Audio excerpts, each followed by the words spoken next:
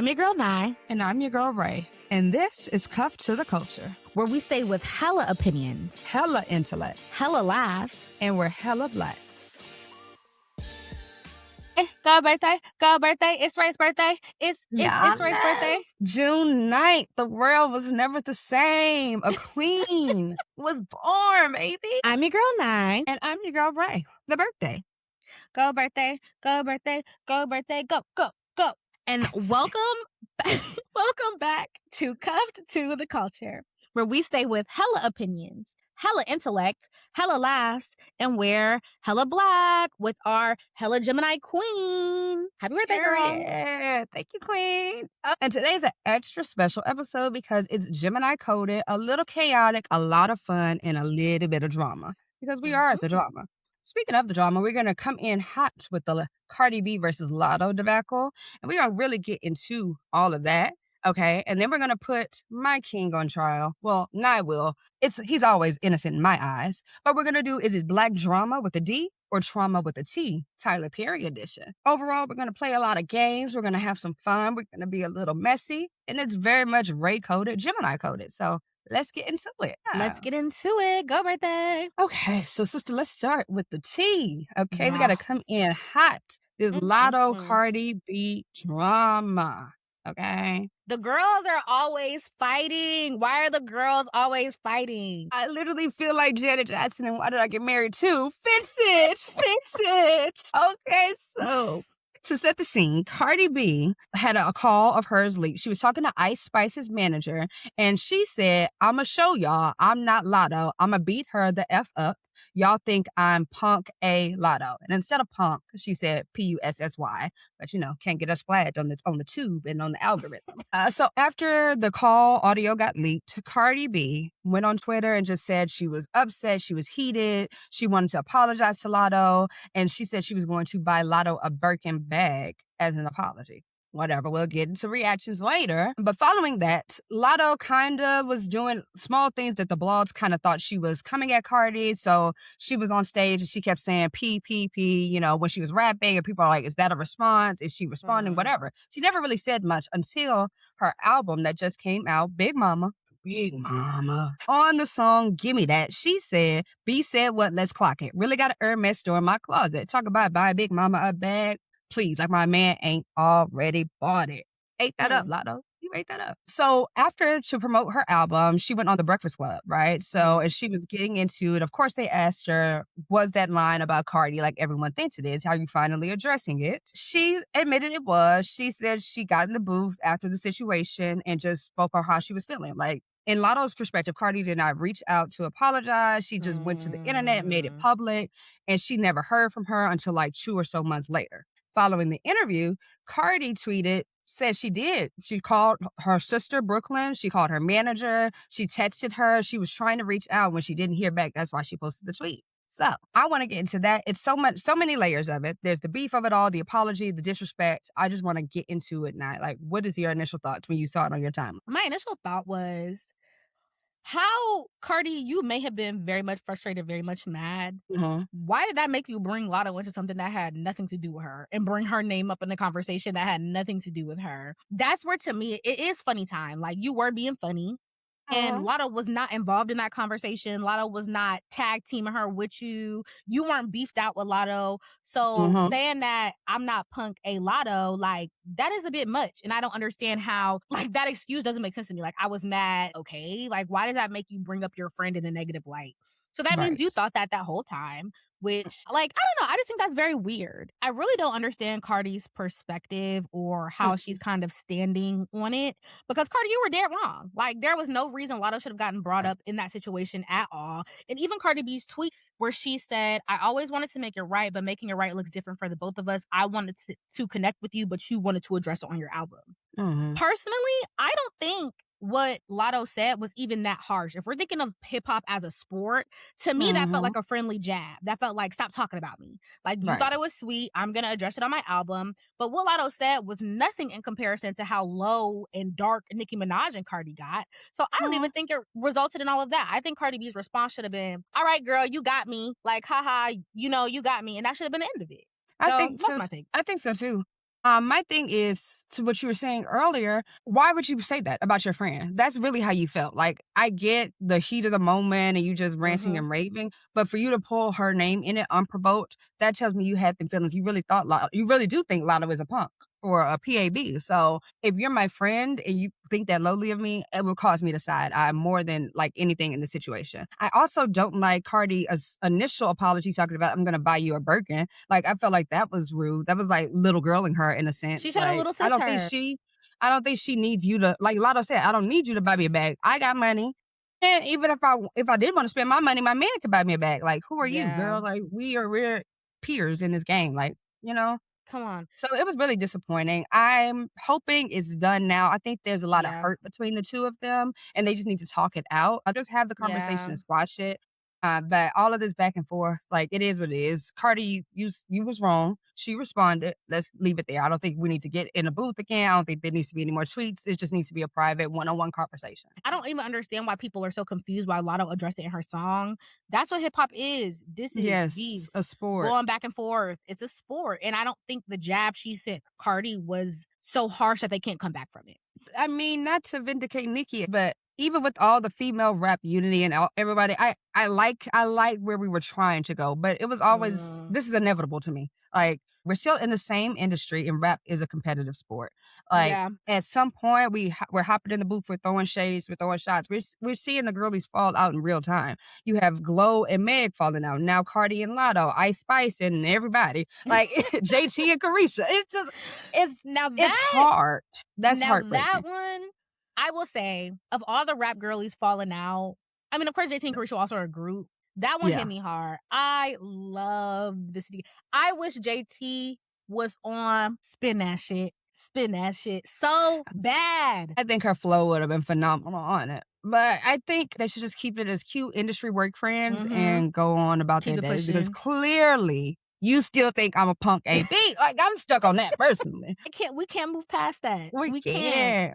can't. Mm-mm. We can't. So I guess that poses the question. Was Nicki Minaj really the problem? I'm a reformed barb, so I'm gonna say no. But in Was certain Nicki Minaj situations, because yes.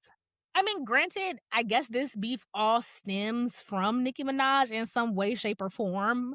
She Queen. is she is the catalyst. I'm trying not to barb out because I really am sad about the current state of Nicki. She is the But catalyst. she But is the catalyst. to your point, like even when we go back to what hip hop kind of used to be, the male rap groups used to be beefed out with each other. Like it was never this kumbaya. Like rap has never been this kumbaya. Everybody in the industry is cool. Everybody has to get along. Nobody ever puts that pressure on men in the rap industry to be At friends. all. At all. Like, and in fact, I just don't think it's room for it in hip hop. I just think it's like you're supposed to be on that record Mm, fighting, trying to have the best bars, go hard, best album. You're supposed to have the hottest stuff out. Like, you should want to be the best and the yeah. GOAT of all time. And I feel like nowadays, across the board, men and women are not fighting for that top spot. And I'm Yeah, sad. that's true. I'm sad. And I just remember growing up the T-Pain era, the Lil Wayne era, it was just there were very clearly people on top, and then they would Yeah. very clearly say, "I'm on top," and then it was always somebody not trying to knock them for that top spot. Uh, I was just listening to Watch the Throne, like Jay-Z and Kanye. Mind you, at the time, and even still to this day, they are like two of the GOATs, yeah, undisputed. So they're on the track going back and forth with each other, even throwing shots. No, I'm king, blah, blah, blah. And coming at the people like Drake and Lil Wayne, who at the time were, rising up and trying to take the number one spot. I love that era of hip hop. even Fight. even Jay-Z give Auto-Tune a moment of silence when he call all of them Yeah. out. I think about Lil Wayne and Jay-Z on Mr. Carter, both just saying like, "We're the best to ever do this." Like That was a good one. whenever you look back at hip hop again, the men have never been friends like that. Like Hmm. some have, some haven't, but I don't understand why there is this expectation that the women in rap have to be besties. I don't think you Yeah. have to. And granted, Cardi B and Latto, like again, hopefully they can work it out. But I also hope they recognize and understand that, like, actually, we don't have to be friends. Like, actually, We maybe we don't. don't. Maybe Cardi really do think she's a punk, and maybe Latto really don't rock with that, and maybe they really just are not friends, and that's okay And, too. Like and it they totally is. they're coworkers at most. At You know what I most, and that's mean? cool. You can have your favorite coworker, be like, "Hey, girl, I see you at the award show. Hey, it was show love. Yeah. Never too good to show love, but Stop expecting loyalty out of a coworker. Like, treat them as such. Stop expecting loyalty out of a coworker. And that's what hip Okay. hop is at this point. And when they used to treat it that way, I'm still going for the promotion. Like, we may go get drinks after work, but if it comes to Yeah. that promotion, I want to be the top. I want to be first. And in rap, it Mm-hmm. does feel like it's a little too kumbaya. Like, y'all ain't all finna be friends, and that's okay. Exactly. The men don't gotta be friends. Yeah. Or Cardi actually hot back in the booth. I like a little. And as a matter of fact, Yeah. Cardi, throw a friendly jab back. Actually, let's Right. get it poppin'. It's Gemini season. Actually, Look, it is. That's what I'm saying. So I like a little chaos. Go back and forth. actually, Cardi, throw a little friendly jab back. Get in the booth, Mm-hmm. sister. And make it something we can dance to, because I need another Okay. song for the summer. But yeah, Cardi, Latto, again, hope y'all work it out. If not, let's get in the We're booth, not. sisters. Yeah. Do you rap or do you tweet? Because I can't tell. Get in the booth. Shit. All right, Ray. In Yeah, honor of your girl. birthday, you know I had to give you a segment where you could do and talk about two of your favorite things, which are debating and Tyler Perry. Okay. Yes. You know me so well.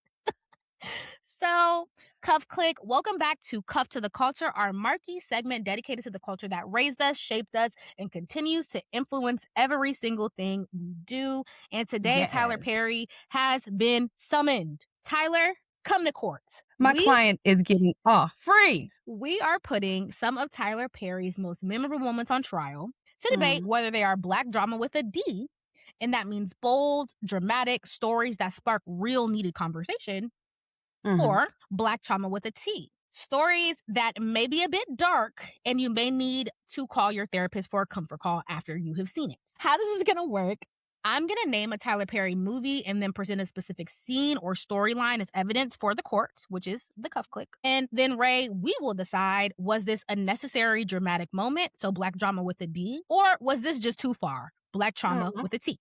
Perfect. Let's get into it. Let's do it. So the first movie we're going to get into is actually Tyler Perry's feature film. Yes. Iconic. Diary of a Mad Black Woman. So the scene we are putting on trial today is Helen rolling Charles into that jacuzzi, crashing his paralyzed body into the water, and he starts bubbling.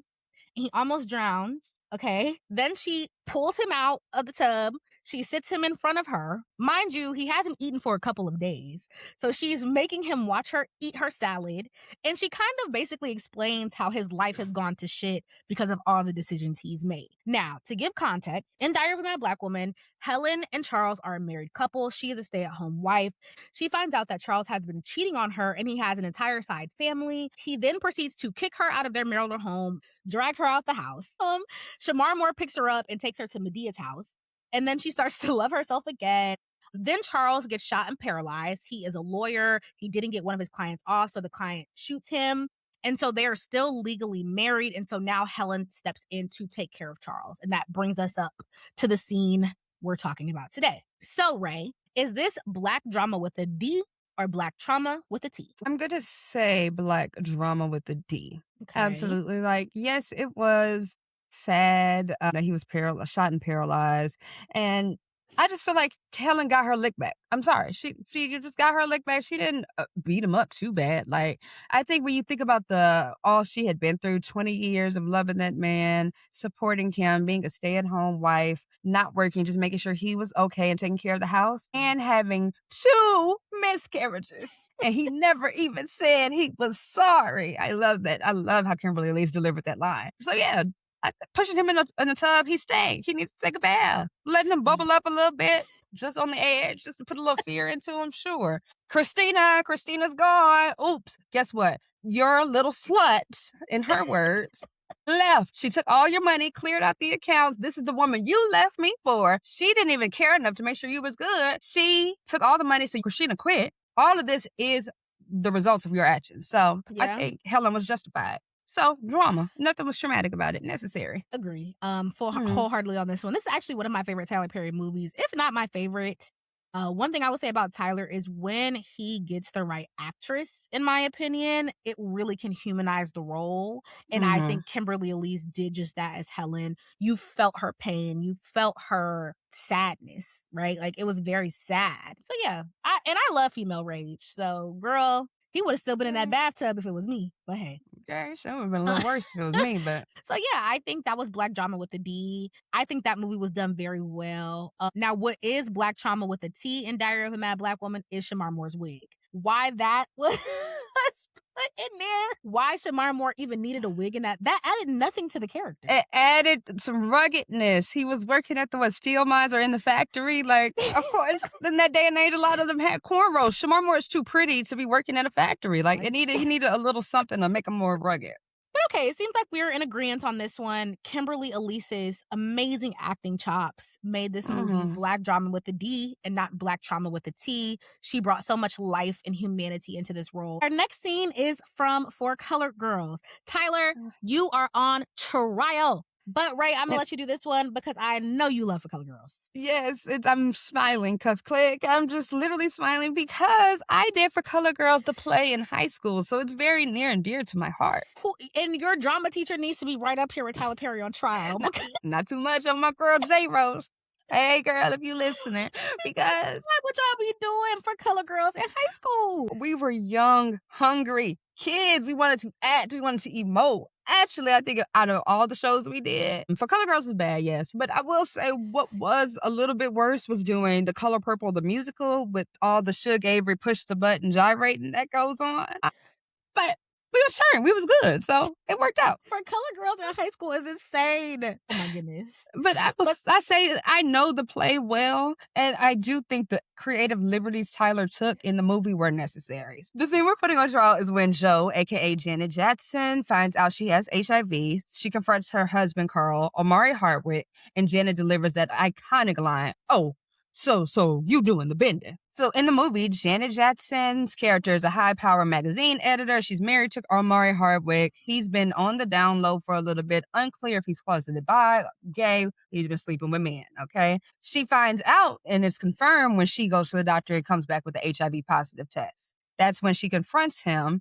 And so Janet asks him, how are you married to a woman and you letting a man bend you over? And he clarifies, ain't nobody bending me over, which is an important clarification for him. And that's when she gives the iconic line, oh, so you doing the bending? I'm going to ask, is that black drama with a D necessary or a trauma with a T?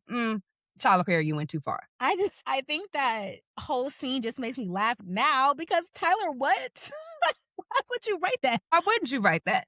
I would say black drama with a D, but I'll say this whole movie though, like the entirety of it, like all of it, to me is black drama with a T.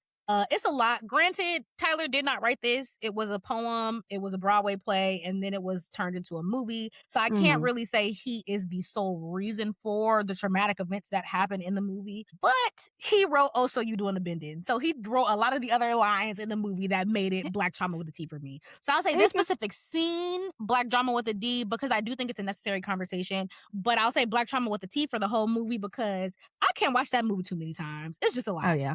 I can't either, but the plays were as dark, honestly, darker. A lot of the things that happened in the movie happened in the plays. So in the play, the Janet Jackson's character was the lady in red. She did find out her husband was sleeping with a man.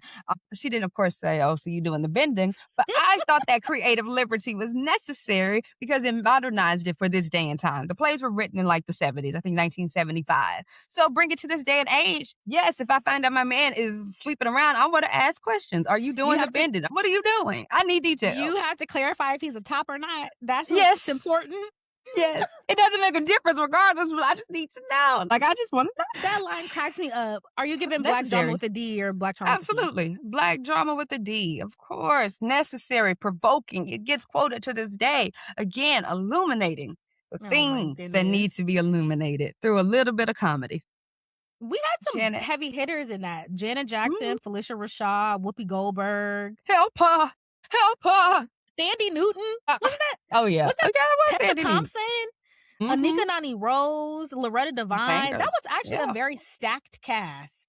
It had to be. It was a very well-written play, so he had to get some people to deliver. Okay, and Felicia Rashad did. Oh, Kimberly don't get me started on him. Don't get me started on Michael. I've never forgiven him for playing that role. Actually, that might be Tyler Perry's most stacked cast. And I just said all those names out loud of all his movies. I think that's his most stacked cast. Wow. Okay. They acted phenomenally, but well deserved. Yes. That line, Tyler, please. And I still stand by that line. Are you doing the bending? Yes or no? Like, he felt the need to clarify. Ain't nobody bending me over. She like, oh, so it makes it, so you doing the bending, that just make it better? You still done gave me HIV. You ain't wrong, queen. On to our final movie, okay? Why Did I Get Married? And I'm gonna set the scene. Sheila was forced off of the plane to drive to Colorado while her husband stayed on the flight with her friend, okay, that was coming on the couples trip with them. That I never understood. So she then decided to drive up a mountain to save her marriage.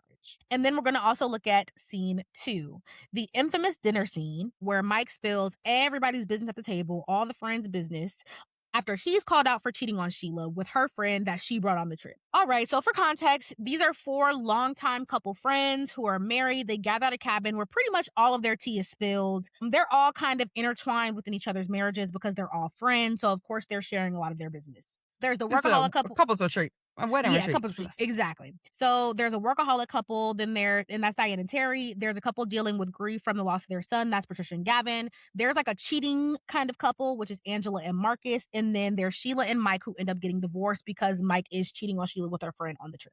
So, Rae, scene 1, Sheila being forced off the plane. Black drama or black trauma? Drama. It's still drama. I mean, I thought it was unnecessary and mean because logistically, the flight attendant says she had to take up 2 seats. It's 3 people going on the flight. Why wouldn't the single friend that's on the way to marry a couple's retreat that's single, why wouldn't you get off and let Sheila have the 2 seats and her husband sits in the single? That didn't make sense. I Why thought was it she was there a at bit all? mean. She shouldn't have never been booked in the first place, but you still could have course corrected on the plane. So I would definitely say that one was dramatic and unnecessary, but slightly unnecessary. I don't know if it moved any needles in conversations. It just, but I will say the part about her driving up that mountain to save her marriage, I do know a lot of older women who are married and want to be happier married and would do anything to be happily married. So is it realistic? Possibly. Yeah, that scene for me was black trauma with a T. I don't think it moved any needles on conversation. I don't think anything has gotten any better. We've seen the Southwest debacle where people are being told at the gate they have to buy an extra seat. I don't think that really caused any conversations. Did you see the Jill Scott interview where she said, like, the people, the extras in the back or the background actors were laughing at her and she didn't know it was going to happen? Like, they were told to actually treat her terribly. So they would make comments as she was passing by, and no one told her that this was going to happen. So that just solidified is black trauma with a T for me. Because why did she have to go through that on a set? Like, this is fake. This is not real. Why do you have to go through real humiliation? Tyler wanted her to, get into the role or feel the weight that Sheila felt and the embarrassment. I questioned his methods at times, but it worked. Jill Scott, wasn't that her debut acting role? He forced her to method act. That is not fair. He's a director with a plan and a vision. You cannot force somebody to method act. What the heck? So yeah, that scene is definitely black trauma with a T now.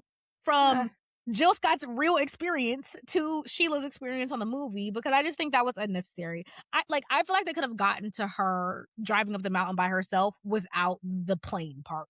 Like, it could have been insinuated. How? Did we need to see it? I mean, I guess we needed to see how Mike treated her and how he was like, get up. He told her to get up. I would have literally handed her some money. After that was gonna fit. So he was like, oh, she needs her time to be with God and sing. She likes her church stuff. We knew that actually it was necessary because it was painting the picture of how evil that bald-headed man is. Black time with the T for me. So now scene 2, the infamous dinner scene where Mike gets outed. Angela basically tells Sheila that Mike is cheating on her with the friend he brought on the trip named Trina. That was the girl's name in the movie. Then after that, Mike starts spilling everybody's tea. So iconic. Diane got her tubes tied and didn't tell Terry. That's the workaholic couple. Then Angela and Marcus, that couple gets outed because Marcus asked for Terry to give him a shot. Terry's a doctor. So Terry had the shot flew into the cabin because Marcus had an STD. We then found out that Marcus got the STD from Angela because she had been cheating with someone named Walter. You didn't get it from him. You got it from Walter. What you talking about? I ain't gay. I slept with him. I was just waiting on you to say something. Boom! My God! Talk about an iconic scene. So that happened. And then the more emotional one is Patricia and Gavin. And what came out is that Gavin actually blames Patricia for their son's death. Their son died because they got into a car accident. Patricia was driving and she also forgot to strap him into the car seat. Perfect Patty messed up. So during this scene, everybody's just being outed for the most part. And then, I forgot the best part. Sheila smacks Mike over the head with a bottle. She had been kind of frozen that whole time, processing everything that was going on. Yeah. And then she snapped out of it and smacked him over the head with a bottle. And if I'm Sheila, I don't think I would ever talk to y'all again, because how are you my friend and you think anything is going on with my man and another woman and you don't say anything to me until we're all at dinner? Thank you. And y'all whispering about it. Tell me. I still don't like how Angela released it. Like, she released the news at the table and told everybody in front of everybody. Like, she could have pulled Sheila to the side. She didn't have to do that. Overall, for me, that scene is black drama with a D. I don't think any of that was too traumatic or even too far. To me, that seemed like real conversations and real problems couples go through. Specifically, I think it was a necessary conversation about Gavin and Patricia. With married couples, I do think the loss of a child and that grief is probably very hard to come back from, especially if one parent blames the other parent. It's probably hard when one person in the relationship says, if you didn't do this thing, our child would still be alive. Like, that's tough. Another necessary conversation I think that was had was like, sometimes marriages need to end. Sometimes they end because of a wrongdoing of a partner, i.e. Mike and Sheila. Mike treated her terribly. Sometimes they end because a crazy unforeseen event happens and you guys can't move past it, like Gavin and Patricia with their son dying. So I think that's a conversation that needs to be had. It definitely does. And that's what my king does. He opens the floor for conversation. Now, he may add a little dramatic flair to get the people talking, but it's necessary. And I thank him for it. Thank you, Tyler Perry. I guess overall, Tyler, with these scenes, I guess your overall verdict is black drama with a D. Most of Tyler Perry's black drama with a T for me is those wigs. That's where the black trauma comes in. What? Shamar Moore didn't need that wig. I just watched Diary of a Black Woman. Boris Kojo didn't need that wig. Both pretty men. They needed to look like rugged city workers. Why is Medea's wig always top tier? That's my real question. Medea's wigs just got top tier now. And they weren't always, because there was that silver wig out the store. You know, you supply a little shake and go. Medea's wig be But that bust down when she was playing Beyonce, it was actually kind of iconic. And I wonder if he kept it. But as much as I love Tyler Perry, what I love more is myself. So let's get to the fun birthday games. Yes. We're going to play a little game. I'm going to quiz you on how well you know me. Okay. You ready for that, sister? I am. You think you know me? I do. Okay. I'll start you off with something a little easier, I think.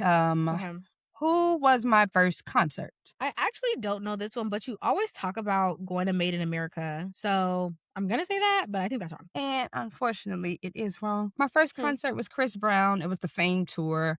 Tyga was there. It was a blast. I was like, I don't know, 12 or so, 13. I went with my best friend. We went in Dallas. It was really fun. Oh, that sounds fun. It was a great time. It was a good time. What is my favorite movie? Dreamgirls. Okay. Well, the favorite song and the favorite movie, since you got your degree and you know everything. I think because you always do the "We are a family like a giant tree." Wishing up the sky. Actually, that was a trick question because they're all my faves. So that's the point. Okay. Let's see. Who is one of my celebrity crushes? I have a few. You know, I'm not a player. I just crush a lot. But who is one of them? I'm going to go even deeper and go character crush, which you love you some Ghost on Power. And I just... if the data say, I ain't checking for him. Yes, I do. I love an adaptable man. So I think it's the duality of James St. Patrick going from James to Ghost. I love the duality. Gemini, what is my favorite vacation or destination country that I've been to? I'm gonna say you've had certain experiences you really liked. So you did a private jet before, which I know that was fun, but that wasn't like to a country or anything. I know you also like Martha's Vineyard when we went. That was fun. I don't know. What's your favorite? I don't know your actual favorite. I know you want to go to Italy. I know you want to be on the back of the moped with your man. I'll go everywhere you go. Fun fact, Cuff Click, Reagan says she will not go to Paris with us. Maybe for Beyonce you would go. But yeah, I do want to experience the city of love with my love. Like, I love y'all, but Let's stick to the more Ibiza, Portugal. Those are good, but the city of love. But to answer the question, my favorite is probably a tie between Thailand and Jamaica. Thailand, I went for my college grad trip with my friends. We had a blast. Phuket was gorgeous, and I'm obsessed with it. Bangkok was also pretty fun. But then Jamaica just kind of feels like home. Like, I love me some jerk chicken. I love being on the beach, laying in a resort. And then everybody's black. I'm happy. We had a good time in Jamaica for your birthday that year. Yeah, we had a blast. Too much of a good time, come click, but we'll say that for later. Okay. I was such a different person. Wow. Come click. Oh, yeah, I'm gonna spill all the tea. Okay. Let's see. What is my favorite Disney movie? Or actually, what is my favorite Disney princess? Because that makes it a little bit easier. Tiana. Wrong answer. Really? Though I do love my girl. What's your favorite Disney all the princess? Belle, Beauty and the Beast. Really? I loved it. I'm the beauty. I want my beast. She was always reading books. It was always my favorite. I do love Tiana, of course, because, blackness. But as far as character-wise, it would be Belle. Yeah, that threw me off. Yeah. I always got to keep you on your toes, sister. All right. Last one's not really this is open-ended. Okay. You can kind of just fill in the blank, and I'll just rate it if I agree or not. Okay. What is a phrase or saying, term, etc. that I say a lot? Lately, it's been thank ya. Thank you. It's been that. To Carisha Santana. You also always quote just pop culture in general. So reality TV. So Real Housewives. You always quote. But that's a lot of speaking pop culture? Yes. Yeah. Fair. Pretty valid. Yeah. Okay. Who's my favorite housewife? Nene. Okay, great. You know me. Okay, so I guess you do know me, queen. You queen. Okay. I do. Shout out to my bestie. Okay, so it's my turn. I have some this or that's for you that I think are going to be really fun because they're really personal to you. Okay, a man who always has his toes out everywhere y'all go. Toes are out. Always a sandal. Or a man who no matter what sprays his hairline on. Hairline. Because toes, sandals are inappropriate. We at church or we at a business, no, why are your toes out? Hairline, fine. You got to do what you got to do, king. I ain't mad at you. I have my enhancement, so why he can't? That's fine. I don't know. I feel like that we just can't go in the pool. Are those waterproof? I don't know. It's not a man's business. Okay. PR rep for Meg Thee Stallion or PR rep for Mara Brock Akil? Oh, Mara Brock Akil. Only because the music industry is a whole different ball game I don't really want to play in. And I love me some Mara Brock Akil. It would just be so easy because her work is so good. And don't get me wrong, Meg's music is good, but the music industry just weighs talent differently. So no. Okay. 2 years of sponsored Sephora products, you get whatever you want. Or 6 months of all-inclusive travel, but you still work. So it's not like you're just traveling for 6 months straight. You still, you can do weekends, you can take reasonable PTO, but you're still working. So you're saying all my flights and hotels are covered whenever I do take my time off. So free travel. Yeah, free travel. Free travel. I got Sephora and Ulta in my bathroom right now. I don't need another product. Okay? I'm trying to simplify, but I would love to catch some flights. I would be gone every other Friday, okay? Especially now we got summer Fridays. Yeah, same. Which would you rather have? A man who orders a fruity drink with a flower every time y'all go out to eat, no matter what restaurant y'all are at. You are so petty. Or a man whose ass crack shows every time he sits down in a restaurant. Every time he sits down in a restaurant y'all go to, his ass crack is showing. Every single time. It's literally so frustrating. Why would you... they say, why would you put two bad bees against each other? Why would you put my worst enemies against each other? Okay. I'm going to have to go fruity drink because at least I can drink it. But your booty crack being out is gross. I will throw up. That is the biggest ick. Pull your pants up. You are a man. I know you got a belt. No booty crack. No booty crack. No booty crack. No. Okay. Amazing seats to 3 Beyonce concerts of your choice, any city. Or Meg Thee Stallion is doing a big performance at your birthday party. Oh, that's hard. You get Meg up and close and personal. I can choose the set list because it's my birthday party. And you're rapping on stage with her. Yes, I keep it real. We twerking together. We driving a boat. Or Beyonce up close and personal because I would choose front row in any city. Is travel included? Or is just the tickets? No, just the tickets. Only by a hair does Beyonce win, and I'm only going with Beyonce because I get 3 shows, 3 whereas the Megan Thee shows, Stallion one is just 1 night. 1 birthday. Okay, that's fair. Okay, Okay, that would be lovely. last one. Mm. Seeing Dreamgirls on Broadway with the original cast, so the original Shut cast up. of Dreamgirls, Mhm. or seeing Hamilton on Broadway with the original cast. Now, why would you pit 2 baddies against each other? Yeah, you know I love a musical. Wow, you really do know me. Look at this thing. Oh, the original cast of Dreamgirls. I've obviously never seen it, but you have Cheryl Lee Ralph, you have Jennifer Holliday, Loretta Devine. These are icons. These are living legends. Like, but then Hamilton really just changed the game for me. Like, I really do love it. Okay. I'm gonna go. I'm gonna go Hamilton just because I Mm. know that I've seen the play on Disney Plus and I've seen it live, but not with the original cast. But I'm like, will I love the Dreamgirls musical Broadway version as much as I love the movie? And I That's know there's a fair. lot that was added for the movie, so I've never seen it, so I don't Yeah. know. I don't know. So I I'm gonna think go with what I Dreamgirls know. you going, Hamilton? Hamilton. I feel like Dreamgirls is about to come back to Broadway, isn't it? It is. They're I'm casting. excited. Yeah, I'm excited. I'm definitely gonna go see it. Oh, yeah, Get me to we New should do York. that. We should go to New York. I will go see it. We tried it. Hey, Oh, we tried it. that But was fun. You know me. yes, Those were girl. hard. I know you very well, sister.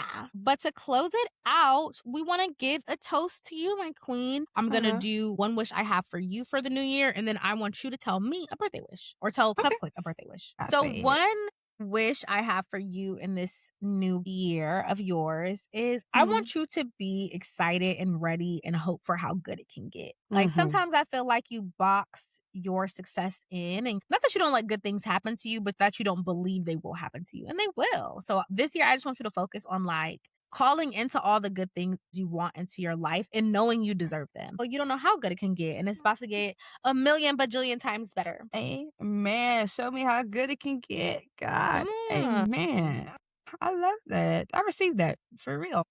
My first wish is click y'all blow these episodes up and we on the big screen. Okay, we trying to be large and in charge. So Okay, we send want this to go to episode Essence to a Fest. friend. Okay, we want to go to American Black Film Festival this time next year. We'll be celebrating my birthday at ABFF, okay? On a personal note, my wish for myself kind of echoes your sentiments, just to get out of my own head.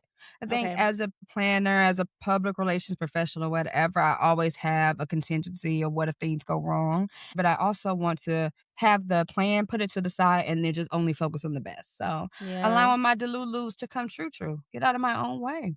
Be positive. Because what if the best happens? I can have a plan for the worst, but what if the best happens? It will. It can. It does. It can and it will. Thank you. It's my birthday. Okay, Click. If you listen today, baby, thank you for listening. Wish me a happy birthday. But most importantly, consider yourself cuffed, baby. You in the click now. To the culture. And we are back next Monday with a new group chat conversation. So make sure y'all tune in. And make sure you're following us on all socials. We are at Cuff, the number 2, the culture on Instagram and TikTok, and at Cuffed, the number 2, culture on Twitter/X. And if this episode felt like your group chat, share it. Send it to a friend who needs it. Send it to a Gemini so you can say, all I want for my birthday is a big booty. I want for my birthday is a big booty. Okay, and wish my girl Rae a happy birthday. We love you, queen. Thank you for being the best co-host ever. And Cuff to the Culture is going to blow up. That's the wish for your birthday year. Okay? Period. Take us to the moon. Take it to the stars. Clearly, we need to start singing. Take this show on the road. Bye.